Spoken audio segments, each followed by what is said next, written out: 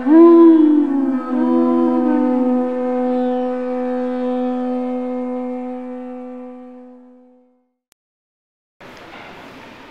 Namo Bhagavate Vasudevaya.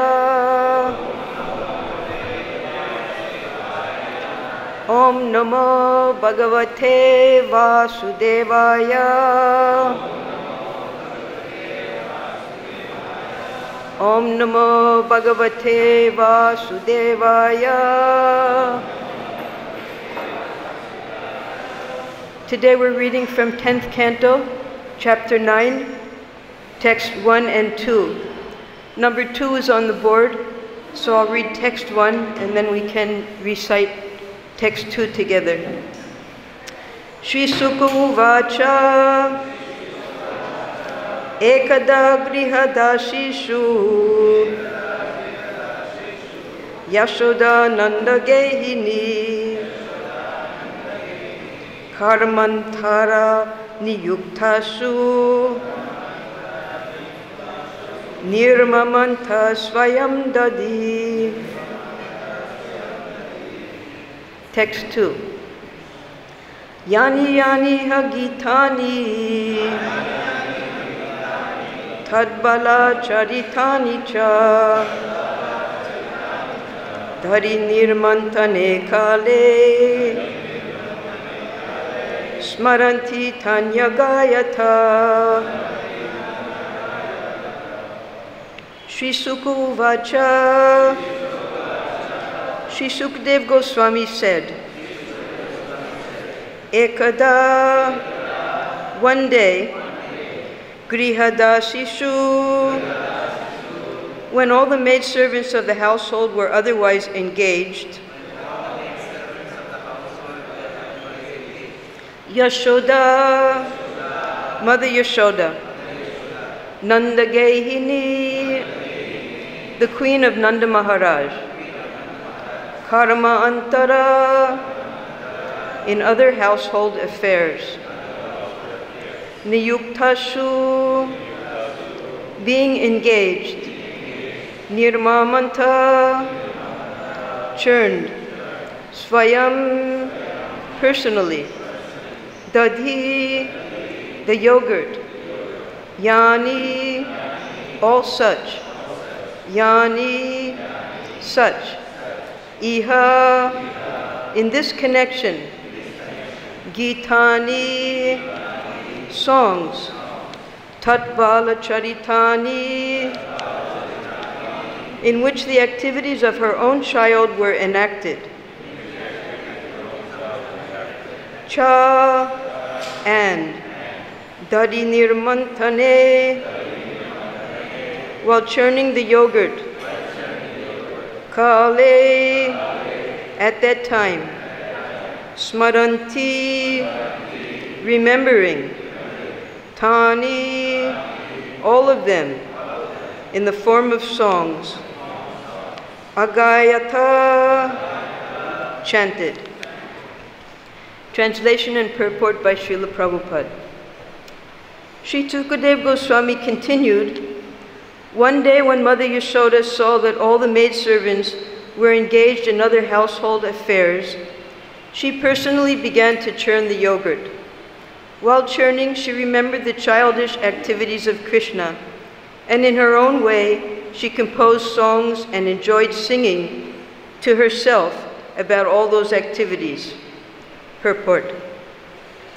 Srila Vishwanath Chakravarti Thakur, quoting from the Vaishnava Toshani of Srila Sanatana Goswami, says that the incident of Krishna's breaking the pot of yogurt and being bound by Mother Yashoda took place on the Deepavali day, or Deepa Malika. Even today in India, this festival is generally celebrated very gorgeously in the month of Kartik by fireworks and lights, especially in Bombay. It is to be understood that among all the cows of Nanda Maharaj, several of Mother Yashoda's cows ate only grasses so flavorful that the grasses would automatically flavor the milk.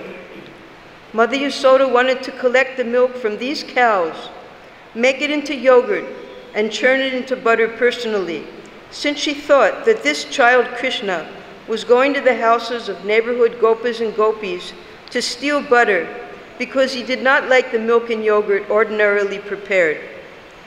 While churning the butter, Mother Yasoda was singing about the childhood activities of Krishna.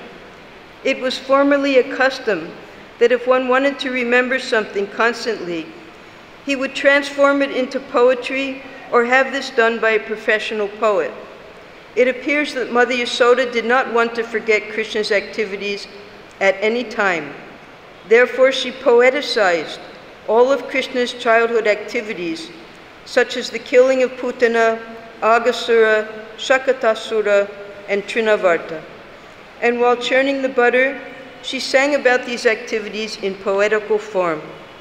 This should be the practice of persons eager to remain Krishna conscious 24 hours a day.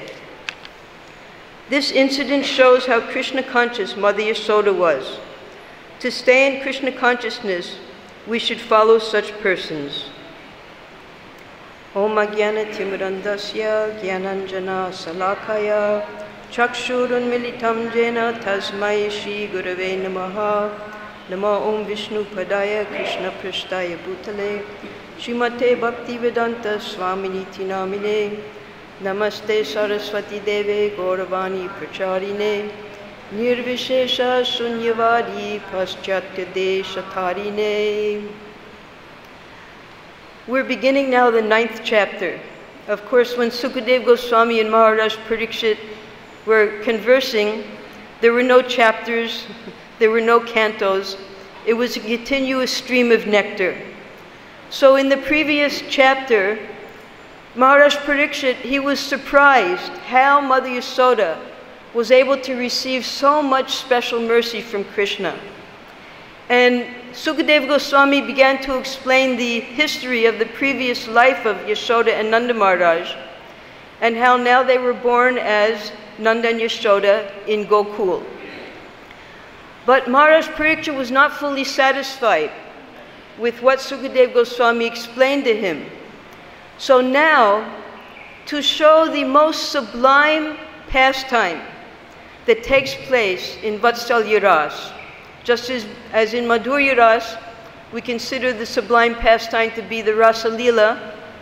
So in Vatsalya Ras, this Damodar Lila is considered the most sublime, the pinnacle of the essence of Vatsalya Ras, Sneha for one's child. So this particular day, as Prabhupada and the Acharyas mentioned, it was Diwali. Diwali, we know, is a big festival here in India, the celebration of when Sita and Ram returned to Ayodhya. It's also the beginning of the new year. And the next day after Diwali is Indra Puja. So in Gokul, it was a double festival. They had to prepare everything for Diwali, plus they had to prepare in advance for Indra Puja, which we know was also a big festival because being agriculturalists, they depended on rain from Indra. So that day on Diwali, Upananda's wife had invited Rohini and Balaram to come to their house to celebrate with them. And Rohini, she had her maidservants and Sakhis.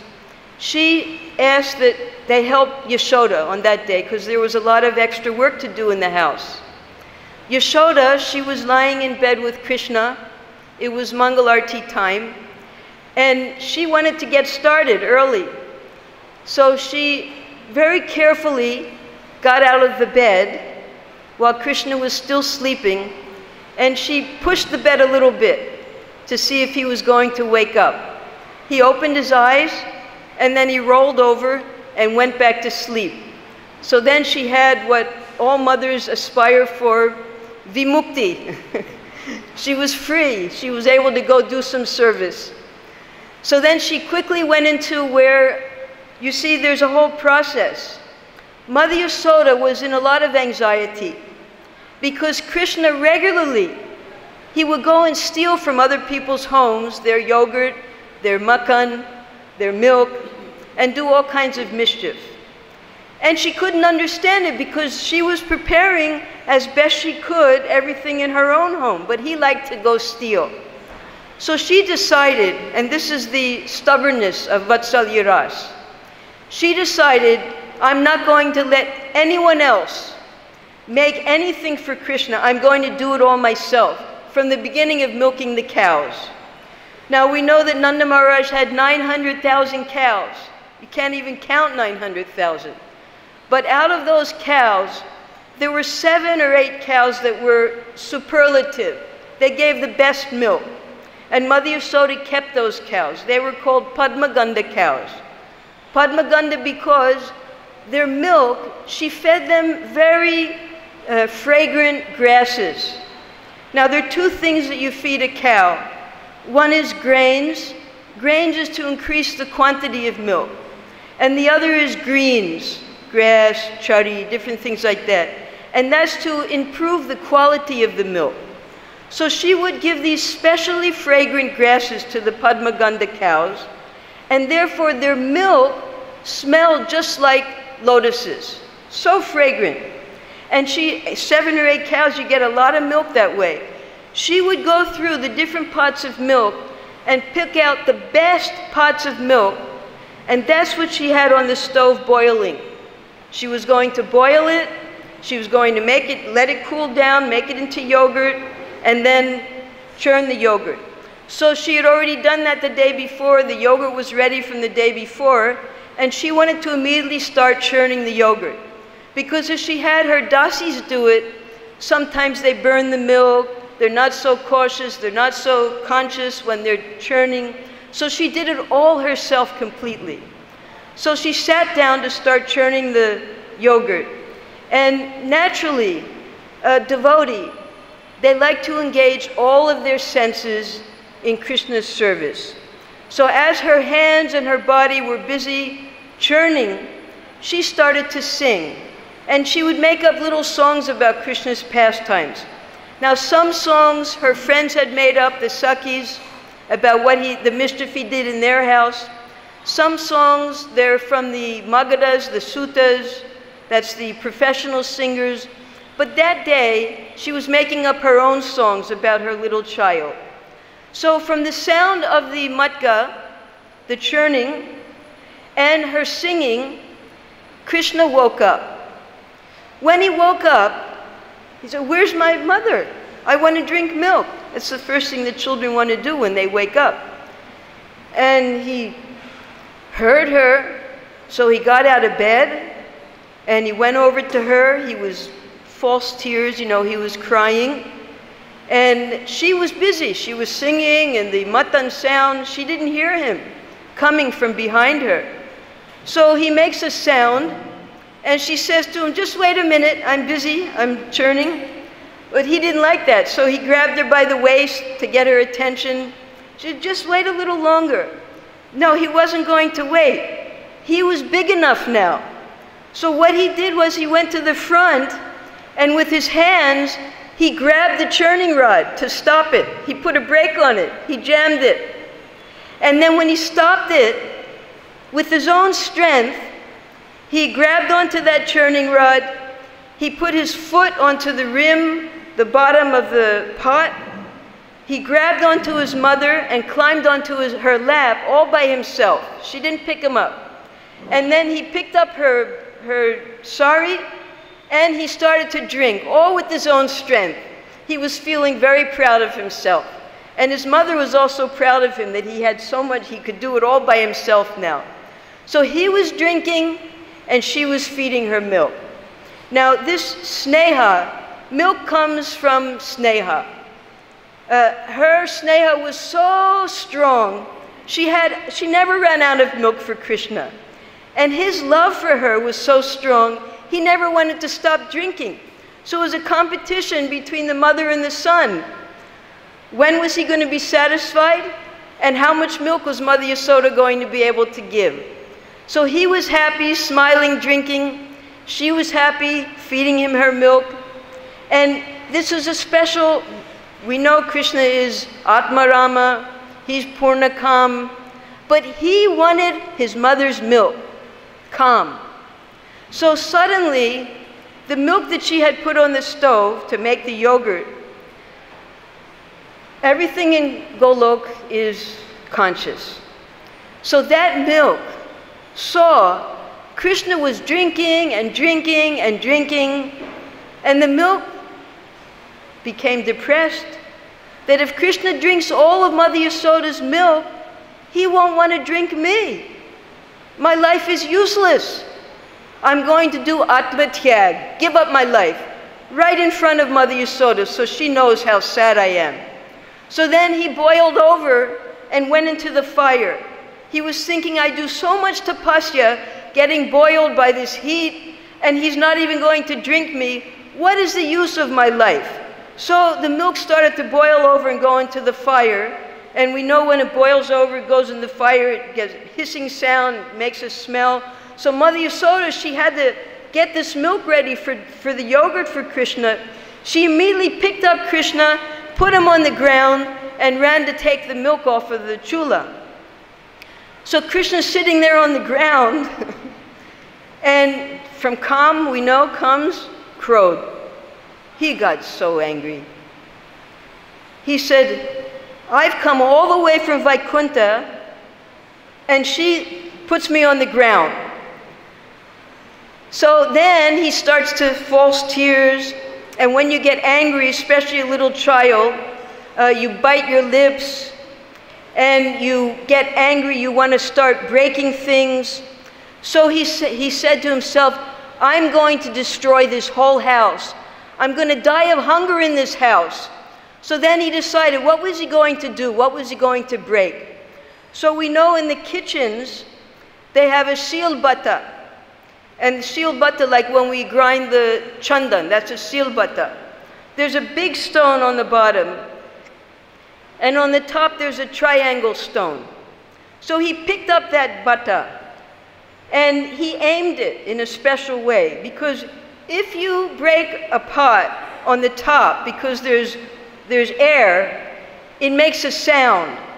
So he aimed it for the bottom of the pot, so that when the pot broke, there wouldn't be any sound. So he broke that pot with the bata, and because she was making yogurt. When you make yogurt, you don't just, making makan, excuse me. You have to add water to the yogurt to make it thin, because then when there's water, the oil, which is the makan, raises to the top when you're churning. You'll see anytime you put water and oil together, the oil will always float to the top because it's lighter than the water. So what was in the pot was very watery. So when he broke it, it went all over the whole room, that water and the yogurt. So he had done enough mischief. He knew he was going to get in trouble because sooner or later Mother Yasoda would come back.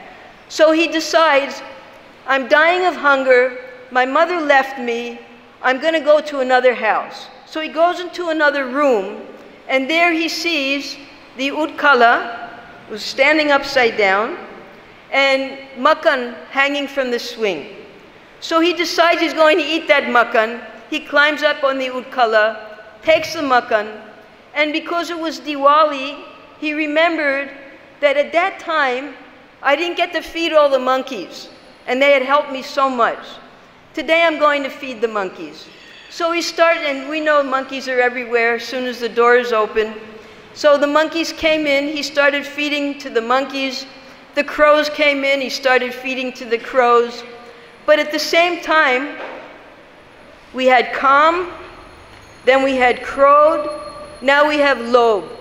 He goes and he starts eating the makan.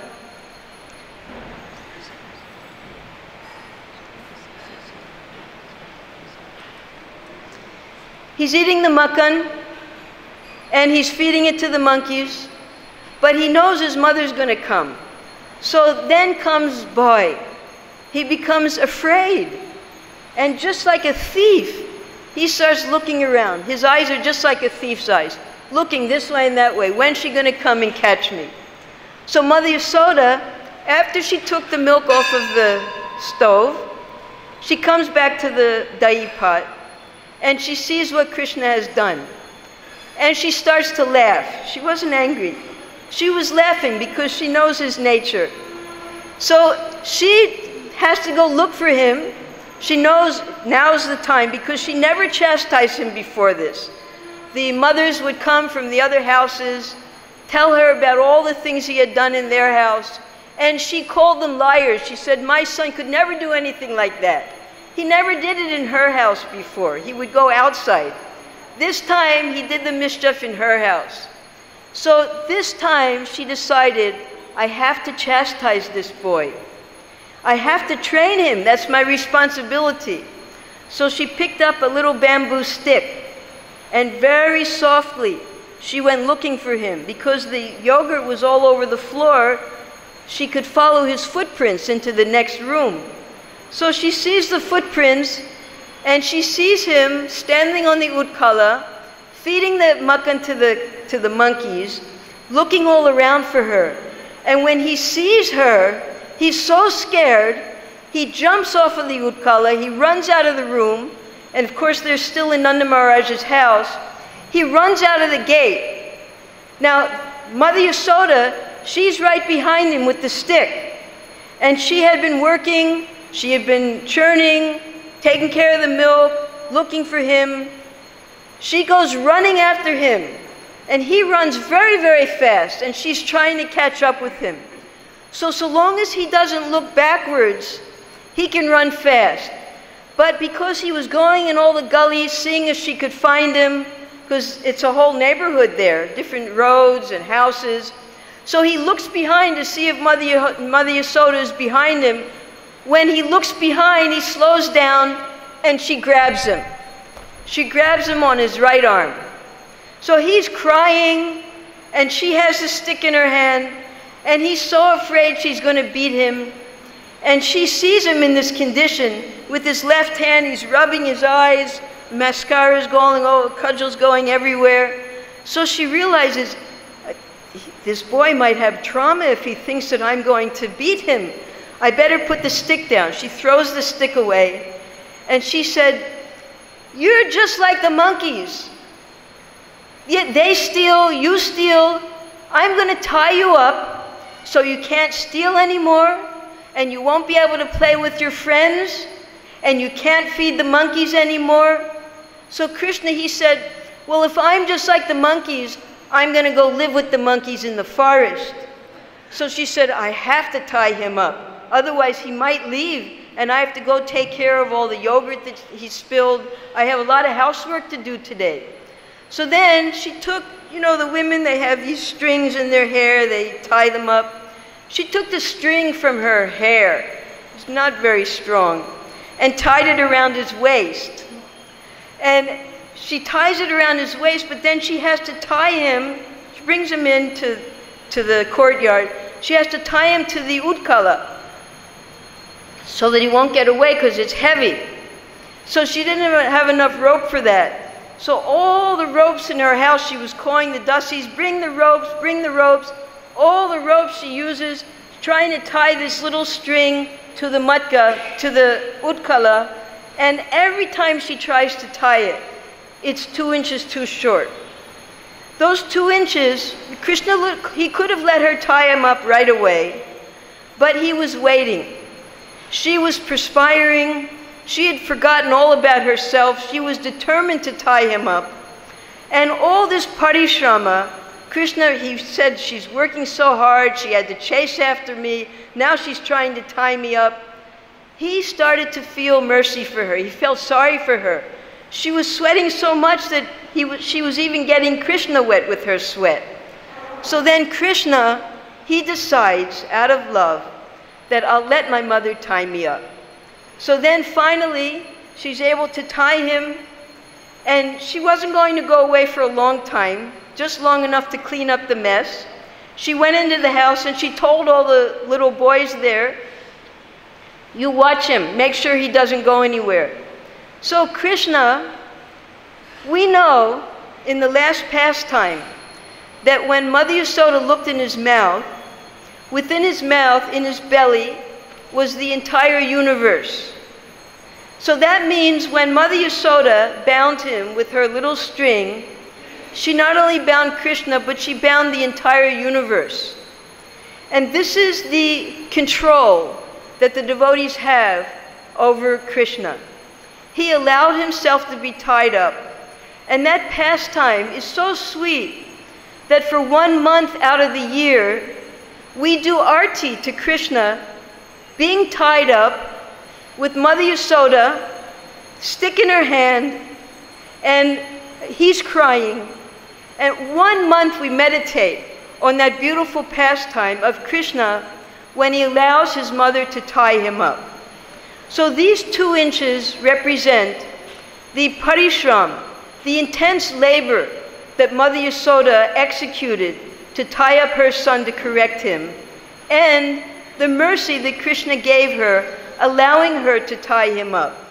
So these pastimes, this pastime was told at this time by Sukadeva Goswami to reveal to Parikshit Maharaj the special mercy and the special love that Krishna has for his devotees, and the special sneha that the devotees have for the Supreme Lord. All devotees means bhakta. Bhakta means they perform bhakti.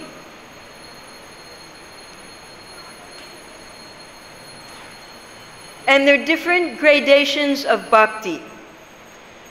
We might come to the temple and pray to the Lord for so many things. That's a form of bhakti. We might pray that the Lord becomes our son, our lover, our friend. We want something, we want a relationship with him. But Mother Yasoda, she was only thinking how to protect her child, how to feed him, nothing for herself whatsoever. She was only thinking of her son. And she engaged all of her words, actions, and thoughts in serving him. No thoughts of herself. And with that type of moha, it's a form of moha, because she was thinking Krishna is my son, just like when he showed the universe to Mother Yasoda. She says, "Hey Narayan, what are you showing in my son?" She completely gave this all over to Narayan, that he was doing something to her little son. So there are 2 types of moha. One is the moha in this material world, where we're thinking, I am this body, this is my family, this is my village, this is my country, I have so many responsibilities. Now that type of moha is in relationship to the deha, to our temporary material body. But then there's a moha in the spiritual world. And that moha is with the nitya parshada. Because in the spiritual world, there are also families, their sons, their mothers, their fathers. But that is an eternal relationship that goes on in bliss. And that is all centered around the relationship we have with Krishna. We have our family there, we have our friends, we have our children, we have our husbands, our wives, everything is there. But it's eternal and it's ever blissful. And the way we come under that moha is completely dedicating all of our words, deeds, and thoughts in Krishna's service, because then Krishna becomes attracted to our love. And that way we get his special mercy. Now, of all of Krishna's different energies, his Kripa Shakti is the most supreme. It's called the Maharani of all the Shaktis. Because when he sees his devotees working very hard to please him, he then gives his mercy. Therefore, whatever we're doing, if we're chanting our japa, we should chant until our tongue is tired. If we're going on parikrama, go on parikrama till our legs are tired. Any service we're doing, we should put our full energy into that service. As much energy as we put in, Krishna will give his mercy to us. So this is the lesson that Sukadeva Goswami is showing to Maharaj Parikshit, that the endeavor that Mother Yasoda gave to correct her son, to protect her son, to raise her son, she receives so much love from Krishna in exchange. It's tesam satata yuktanam bhajatam pritipurakam. It's when Krishna sees that we're trying to apply everything in his service, he then gives us the intelligence how to serve him better. So in our own lives, although no one can ever become Mother Yasoda, Nanda Maharaj, any of the Nitya Parishad of Krishna, we can become the assistants of these eternal associates. Just as Mother Yasoda had so many assistants, because in village life, we don't have mixies, there was no electricity. The women are very busy in all of their household activities. And Srila Prabhupada explains that when the women work very hard, churning the yogurt, grinding the grains, milking the cows, they're working so hard that they stay healthy. Their bodies are always healthy. And they're using their tongues, just as Mother Yasoda is doing here, Yani Yani. It's Lilatmak Gan. They're singing the glories of Krishna. Now, if we don't know any of these beautiful songs, like if you go into the villages here, most of the women are illiterate, but they know so many beautiful songs about Krishna. And when they're doing their work, grinding, churning, they're singing these songs about Krishna, and they teach their children the songs also. So if we don't know these songs, we have the songs of the Acharyas, Yasomati Nandana, so many beautiful songs, Jai Radha Madhava. And if we don't even know those songs, we all have the Hare Krishna Maha Mantra. So we can sing as we're doing our service, we can work very hard, we can think of Krishna, and think of our particular ways that we want to serve Krishna. And in that way, Krishna will be attracted to our love and our service for him. And he'll give us that special mercy by which we can come to him. So this is our responsibility. As much as we put into our service, working very hard, sweating, just as Mother Yasoda did.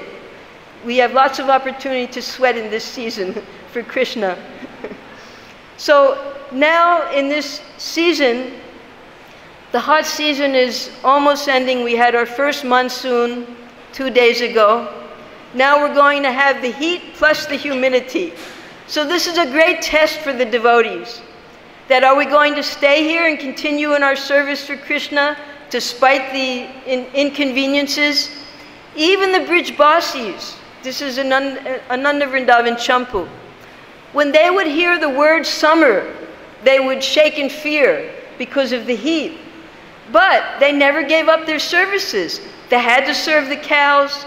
They had to do so many services here for Krishna. So they continued in every single season in their service. So we've come here now to Vrindavan. Srila Bhaktisiddhanta Saraswati, he says, buy a one-way ticket to Vrindavan.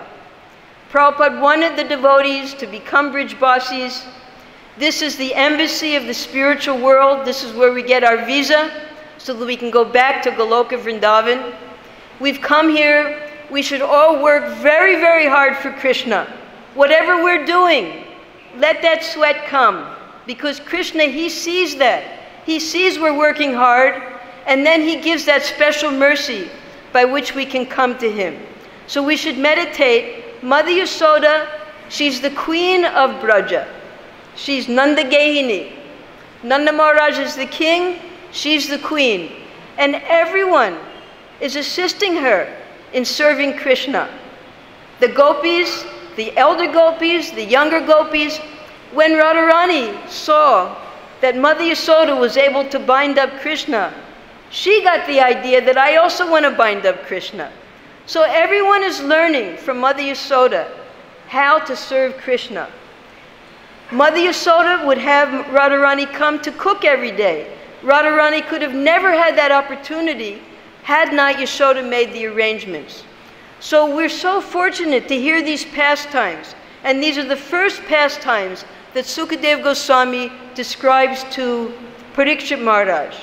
From here, we'll gradually enter, as Krishna grows, into the Sakya Lila Ras, Sakya Ras Lila, when he starts to play with his friends. He goes out to the Gocharan, herding the cows all day with his friends. He comes back. They want Krishna to wear shoes. They offer him leather shoes, just like the cowherd men you'll see here. They have to have leather shoes because otherwise the kanta go into there's no plastic in Goloka Vrindavan, fortunately. So they have to wear leather shoes, and Krishna refuses them. He won't wear the leather shoes. So what the cows do is, Mother Earth, she arranges that the cows, with their hooves, they break up all of the stones and everything, make everything into powdery dust, so that when Krishna goes out, he doesn't hurt his feet. But when he comes back, he complains to Mother Yasoda, "Oh, Mom, my feet are hurting so much." And Balaram, he's such a rascal. He sits there and he makes me herd up all the cows to bring them home. So these cowherd pastimes, they are eternal. There's something new going on every single day. And as we meditate on these pastimes, Krishna gives us a slight entrance into what we'll be doing there, who our friends will be, where our residence will be. And this all comes from within the heart. This is the special mercy of the Guru. We don't have to go anywhere. We don't have to hear anything other than what Srila Prabhupada has given us. And he's given us all of the Acharya's books. He wants us to read the Acharya's books. Along with his books, you're reading his purports. We must read the Acharya's books. He's given no restriction, but he wants us to attend his sadhana program, so that within that sadhana program is exactly what's going on in the spiritual world. After Krishna herds the cows, he doesn't herd the cows in the morning, he goes to the Goshala in Borokar, which is just near Nandagram, and he helps to milk the cows before he takes bath. Then he comes back, he takes his bath, he's fed, and then there's a recitation of Krishna's pastimes before he goes out. So that's just like our Srimad Bhagavatam class. Then he goes out to herd the cows all day. He comes back. In the evening also there's recitation. That's our Bhagavad-Gita classes. So all of the things that we're experiencing in what we now consider to be Vaidhi Bhakti, that will mature into the exact activities that are going on in the spiritual world. We just have to have faith and patience and conviction and enthusiasm to go on with these activities. If we've done these things for 50 years, that means we're 50 years closer to entering into the spiritual world. We never think, well, I've done this for 20 years now, let me take a break. I need a vacation. No, there's no vacation in the spiritual world. Every day, everyone is serving Krishna with his activities. When you serve cows, you can't take a vacation. The cows are giving milk every morning, every evening. You have to milk the cows. That means there's milk. You have to take care of the milk, boil it, churn it, make it into ghee. Then you have to go sell the extra products because there's 900,000 cows. Can you imagine how much milk there is? So then you have to go to the marketplace, and so many pastimes, that's the Danakeli Lila, all these pastimes, the entire community is absorbed in this Go Seva and taking care of the cows and the milk and feeding Krishna. So when we hear about these things, we develop a taste for this type of life. And gradually, we have our Goshala, over 400 cows. We can enter into those pastimes, into those services right in this lifetime.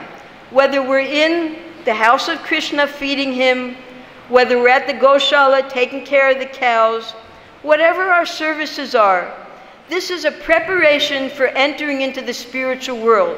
So we have to remove that covering, to think that now I'm in the material world, I have to die and go to the spiritual world. It's nothing like that.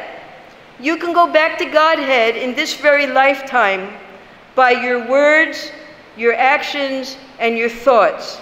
If you're fully absorbed in Krishna's pastimes, then you're back to Godhead. You're doing all the same things that you're going to be doing when you're in the spiritual world. When we're feeding Krishna Rajbhog, when we're cooking for him, when we're cleaning his temple, this is Krishna's house. It's just like Nanda Bhavan. Even in some sampradayas, they don't call it the temple. They call it Nanda Bhavan, Nanda Haveli, because they know that Krishna's living in the house, and they see everything as just like in a house, taking care of Krishna, making sure when you bathe him, the water is warm, making sure you feed him what he likes. Now, what does he like to eat in the morning? Have you ever read in any shastra that he eats dry fruits in the morning? Anywhere? No, what does he eat in the morning? He eats makhan, milk, so many sweets and grains. So all these things we have to get ready for him. And we have to grow the grains, we have to husk the grains, we have to grind the grains. It's a lot of work. It takes a lot of devotees. And these are the types of services that we should be looking for. Self-sufficiency. Prabhupada, he tried many, many times in many different farms to establish self-sufficiency. But because the devotees, they came from the cities, they weren't, you just go, you buy a liter of milk, and what's the problem? No, to get that liter of milk, you have to do so much in the village. Or you go buy your atta already ground. No, you have to grow the atta, all those things have to be done when you live in a village. So this is the life we're aiming for, this Goloka life. No machines, no electricity. When we first came here, electricity came to Vrindavan in 1965. So we would cook for Prabhupada at Radha Damodar. There was no electricity, there was no running water. There was a well. We had to go bring the well.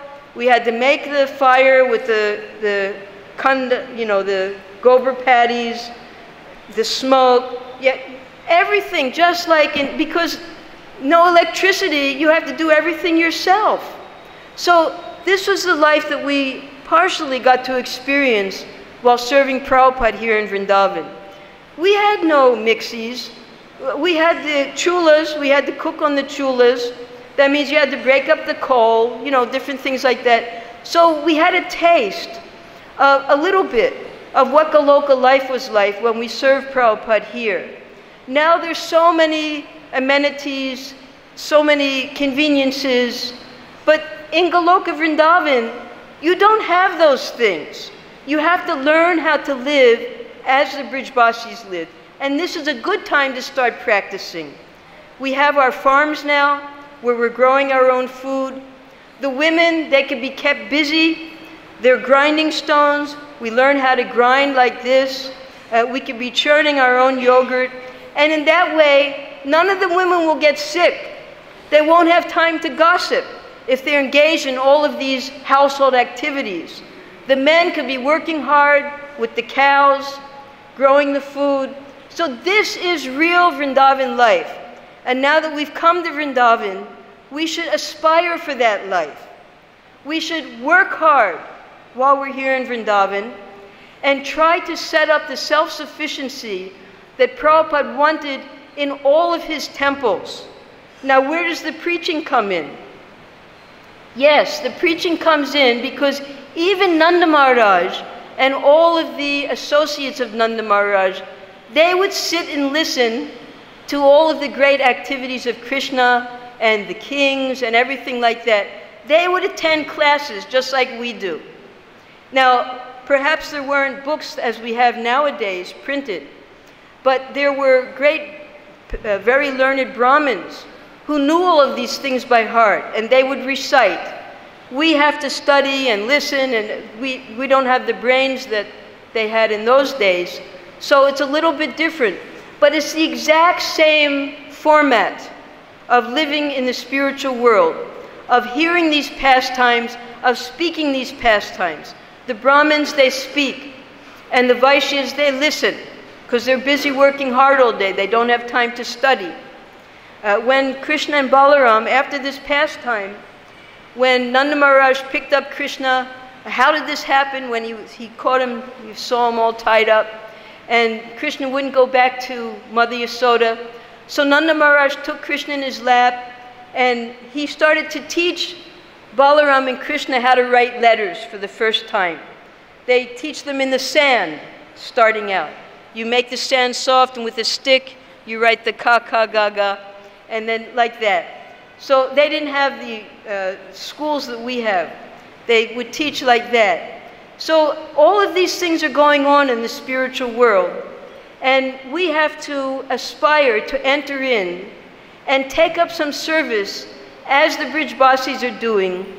Go Seva, Krishi, Go Raksha, Brahminical Seva, whatever our inclinations are. And even the Sudras, they had, when Mother Yasoda, when Putana had to be cut up, they called the lower class people to cut up her body and burn it. So there are all types of people living in the spiritual world, doing different types of service. People that have to bring the water, people that have to make the baskets. And whatever service we can do to help the king and queen, Nanda and Yashoda, to serve Krishna with love, with their sneha, that we should aspire for and work very hard for.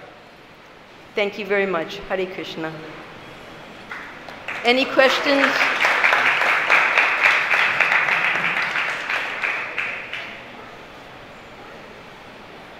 No question? Yes, Prabhuji.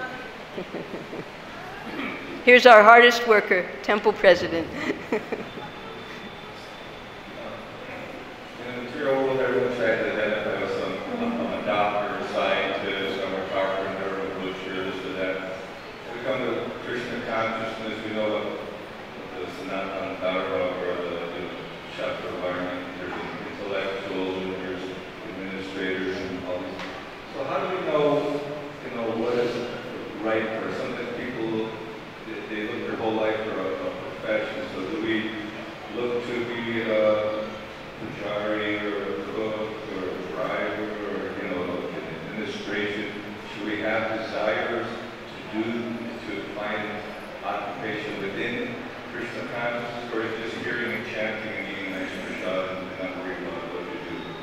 You already have your eternal form and your eternal service that's now covered by your material body. Well, that Prabhupada will tell you from within your heart. I'm not your guru. But as we work hard and we get rid of our material body and it spiritualizes by eating prasadam, that natural Swarup Siddhi will manifest within our mind, and our body will become more and more purified. And you will naturally want to do the particular service that you were created to do by Krishna. He created you for a specific purpose. And that'll all be manifested to you as you please your spiritual master with your service.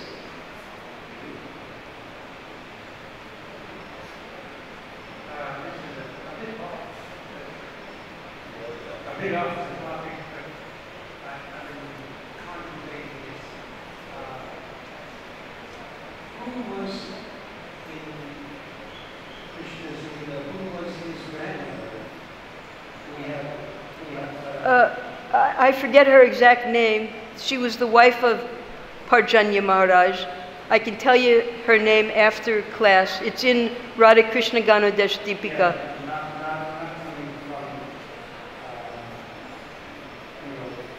He had two grandmothers. One was Patala, that's the mother of Sumukha, the wife of Sumukha. I forget the name of Parjanya Maharaj's wife. So. Yeah, it's in Radha Krishna Ganodesh Deepika. You can look it up on the internet. Okay.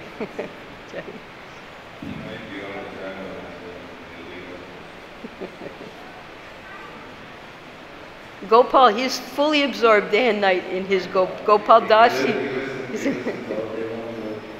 All day long decorating his deity. He's there already.